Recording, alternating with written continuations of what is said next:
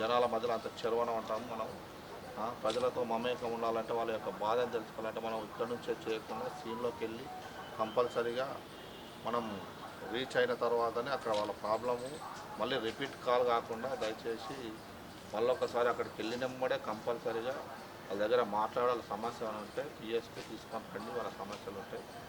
మళ్ళీ వాళ్ళు మనం వచ్చినమ్మడే మీరు రండి పిఎస్కి అని చెప్పకుండా అక్కడనే ఉండి వాళ్ళ సమస్య తీర్చి లేని పక్షంలో వాళ్ళని కూడా పిఎస్కి తీసుకొచ్చి ఇక్కడ వరకు తీసుకొచ్చిన తర్వాత పోలీస్ స్టేషన్లో వాళ్ళ యొక్క సమస్య వస్తే కంప్లైంట్ వస్తే దానిపైన చర్య తీసుకోబడుతుంది.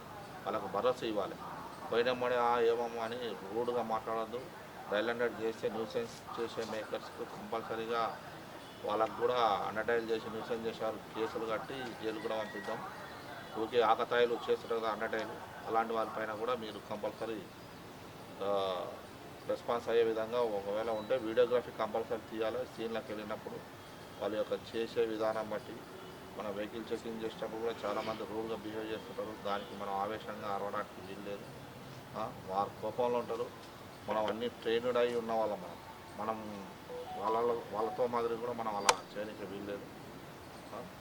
అందరితోని ప్రజలతోని మమేకమై అందరికీ సత్వర న్యాయం జరగాలని ఇమ్మీడియట్గా వాళ్ళకు ట్రాన్స్పరెంట్గా ఎలాంటి కల్మషం లేకుండా ప్రజలకు సేవ చేయాలని ఈ స్వాతంత్ర దినోత్సవం సందర్భంగా మీకు తెలియపరుస్తుంది.